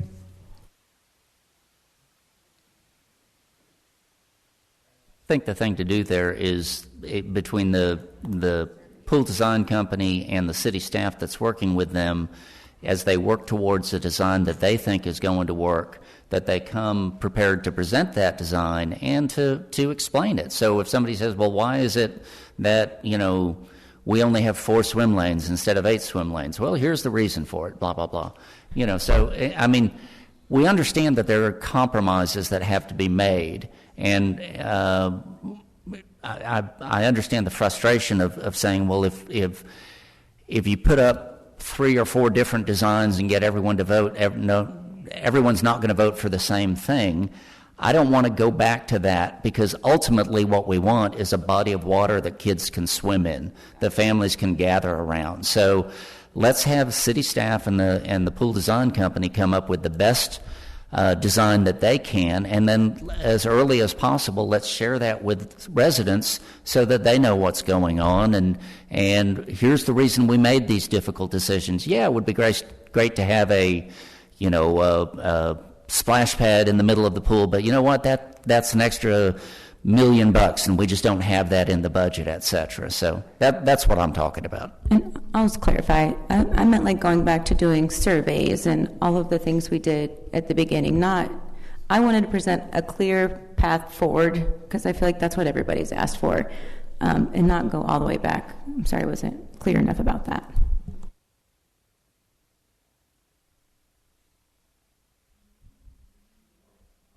I was going to ask you one other thing. It says you'll advertise the construction in the Houston Chronicle and the Business Journal when you go out for the construction bid, and you'll also use the bidding platform. Is that going to be the same bidding platform that you used for the outdoor, or is it going to be bid.net, and if one or the other, why? It'll be Civcast, because that's where we put construction bids. Okay, and that was the one that was used for the outdoor? Correct. Okay. Any more discussion on the pool? Austin, do you have any more questions for us? All right, let's move on. And the last agenda item, discuss and take appropriate action on ordinance 2025-40, amending Chapter 46 Parks and Recreation Code of Ordinances by adding a new section 46-3, animals prohibited in Carroll Fox Park, providing for a penalty, providing for severability, and providing for an effective date. Simon? You're on my agenda to discuss. So this is something that came up early on, just after I got elected. I was contacted by a resident who said that, Carroll Fox Park, they enjoy taking their children there, busy park, lots of people playing, but they found problems with dogs being there, and specifically with children playing in the sand and discovering that a dog had relieved himself there, etc. And it kind of dawned on me as they told me about this and said, well, what can we do about it? Of course, we could deploy a public works person to go out, or Parks and Rec person to go out and every day, go through the sand and go clean up with a hose and do this, that, and the other. But more importantly, from my standpoint, it's kind of really a function of safety and hygiene, that if we've got a park like this, and Jersey Village has several parks, and it has a designated dog park. So we've got a very nice Carroll Fox Park that has lots of slides and gizmos and gadgets and ships and whatever that little kids would want to play on. That why don't we make that park, where a lot of kids have, parents have their birthday parties for children, etc. Why don't we make that park and say that dogs are not allowed on it? And kind of my thought on it is, well, because it's from a safety standpoint, because if you've got children, young children with food, and a dog sees some food, that could, the dog might act out.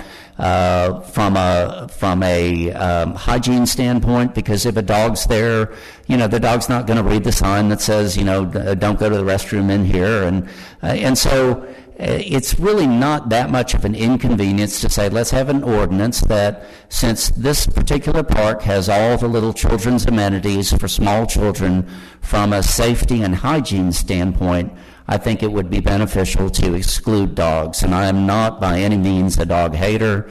I love our dogs, but I think that for, when you have small children and very, very small children, you can never be sure that, somebody's dog is going to behave. And even if they're well-behaved dogs can't help it, but they're going to relieve themselves when they're out on a walk. And we've spent an incredible amount of money on the play equipment at Carroll Fox Park, so I think it would be a good thing to have this ordinance to exclude dogs at Carroll Fox Park, dogs and other animals. Well, I mean, if you're going on that same idea, then you would just have to ban dogs from Jersey Village, because dogs interact with kids on the sidewalk and everywhere going. And we have an ordinance that protects the safety, the animal waste disposal ordinance. So if there is any dog that has gone to the bathroom, it is the owner's responsibility. They're supposed to have bags on them, clean up after them, and that is enforceable. To my knowledge, there's not been an incident in Carroll Fox Park that would really, this would be necessary for. I mean, the park was designed for families, and it feels like we're trying to fix a problem that doesn't technically exist if we already have an ordinance that addresses the animal waste. Well, the ordinance actually that you talk about, there's both a leash law and ordinance about picking up, but that doesn't address the fact that when a dog lifts its leg on a piece of equipment and then a small child walks up to that equipment where the dog has urinated. And so I'm just thinking, and I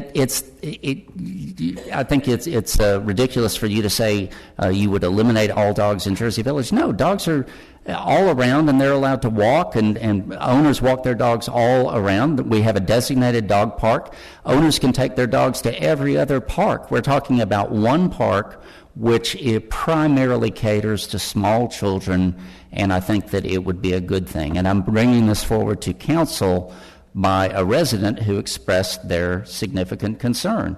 And while most dog owners are good dog owners and they pick up after their dogs, there are some who are not. And that's a problem in and of itself. But I just think it's kind of one little thing. That park, as Jeff mentioned, it gets highly used and by both residents and people who don't live within the city. And I would just hate for something to happen in that park. Has it happened? No. Has it been a significant problem, a dog bite? No. But just because it hasn't happened doesn't mean we should say, well, that's not a problem. I just think it would be a good move to create that place where we know little children who are playing at a park who want to run around and will run around, that they're not going to run into issues because of dogs with respect to hygiene and safety. That's my concern. I just feel like it takes away from the family experience. And we did get some citizen emails requesting that this not be approved. And their reasoning was when they're on walks with their kiddos and their dog, they use that bathroom, and that would be something they could not do. They said that is one of their family play dates that they use, and they love taking the kids there, dog. They are responsible dog owners, and they feel like they're being punished for something that we could control in other ways. So, I mean, I agree. I think it would not be well received to ban dogs from that. I'd rather fix a problem of unruly dogs or enforcing dogs who are urinating and not on a leash than kick out all the dogs who are just well-behaved, beloved dogs on a family picnic. This might be a question for Chief Kilt on the fly. Do we have a history of like dogs biting or dogs like using the bathroom in the park, or do we have a history of this?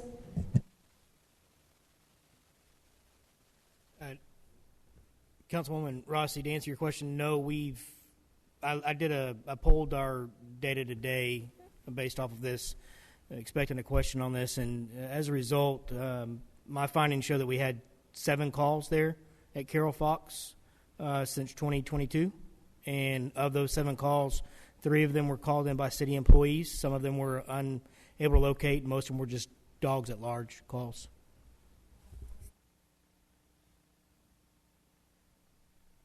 Well, you mentioned a dog.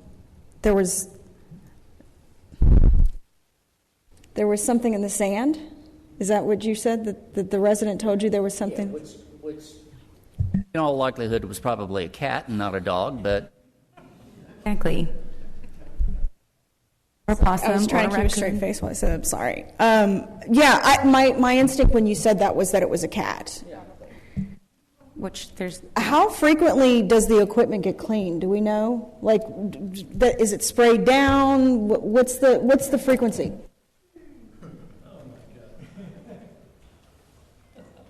Not overly frequently.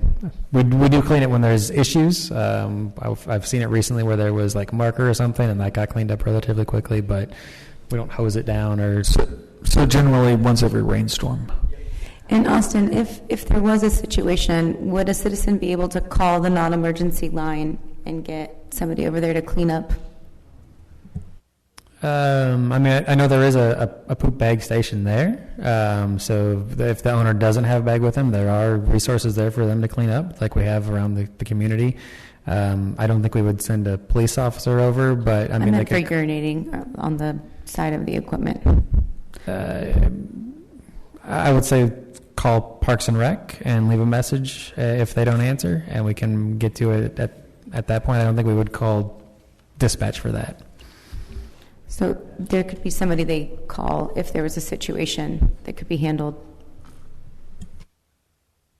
I have an issue with imposing more rules on people in general, and to me there's a difference between a nuisance and something that is a serious problem. And from Chief Keel, you're saying 7 calls since 2022, 3 were city employees regarding like a rogue dog, if you will. Correct.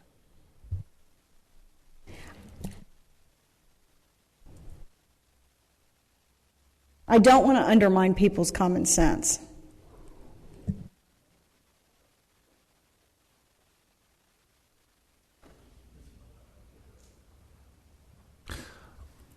Let me ask this. Are leash laws still required within the park? Yeah, the only off-leash area is the dog park.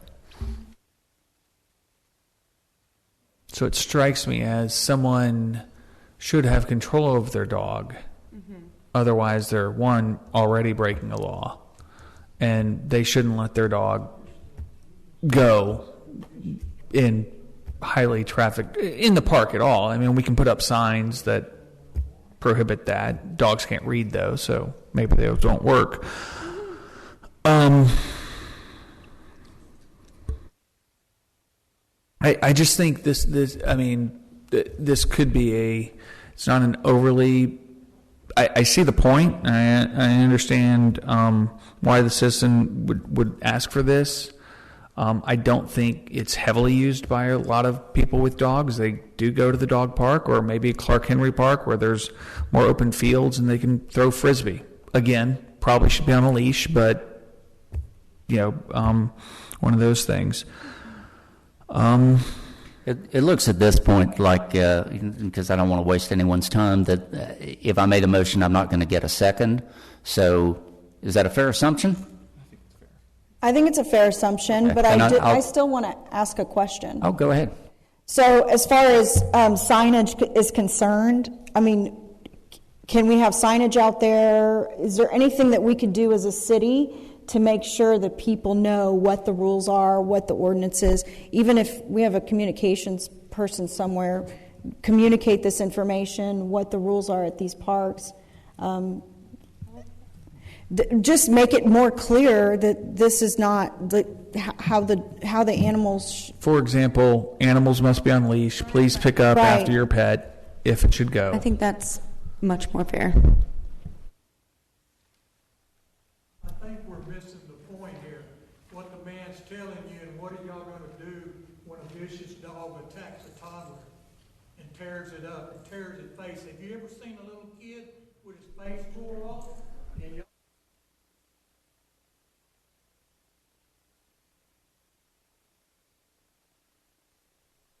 Okay, thank you.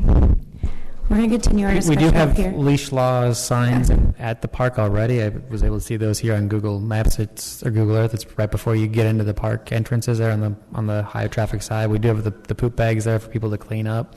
So I think we do have some signage, but we can definitely work on the social media posts or something like that. Okay. So I think at this point, the motion will die for lack of a second.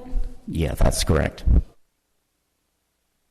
And now let's move on to, and that concludes our regular agenda. So we'll move on to council comments. Simon, let's start with you. No comments. Drew.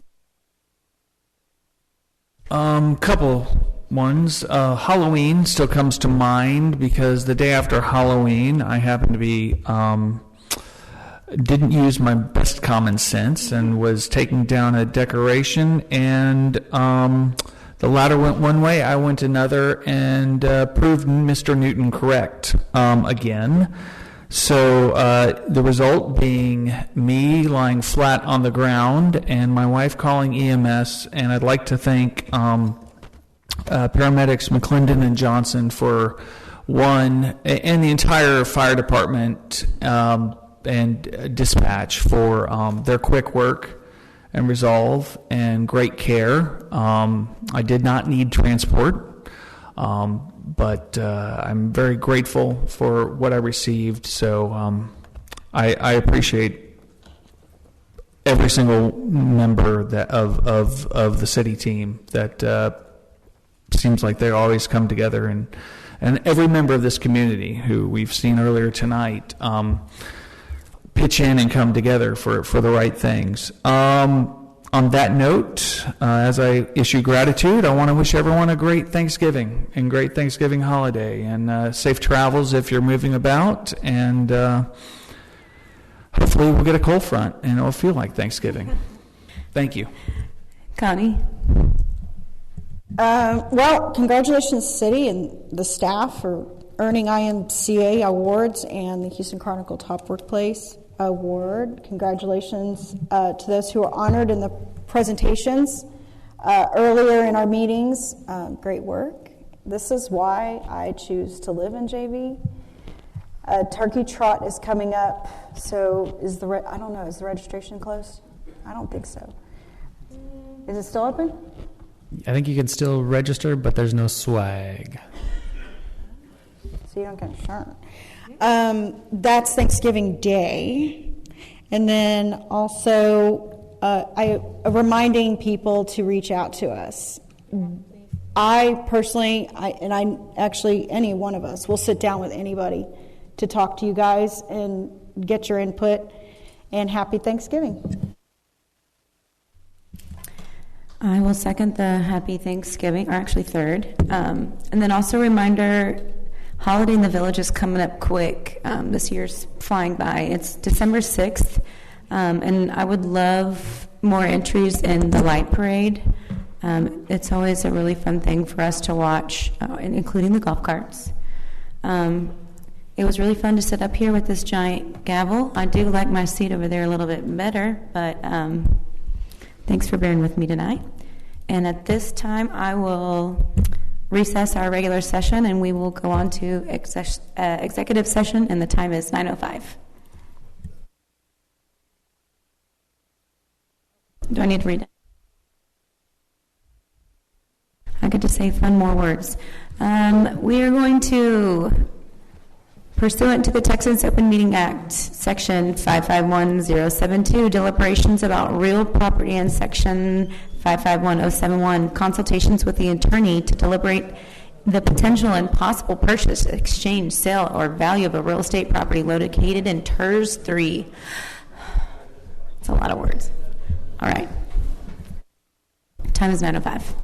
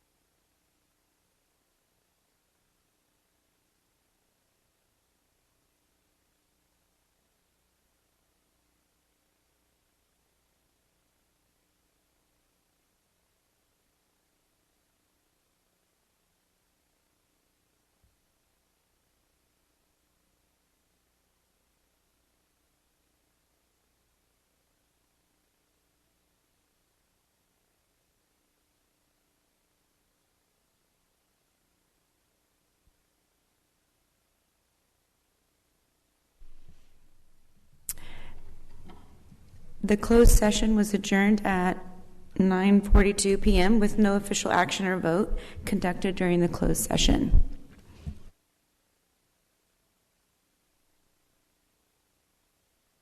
You're reconvening. Yeah, you're adjourned. You had to bing this one more time. This meeting is now adjourned. Forever on the internet. Judge.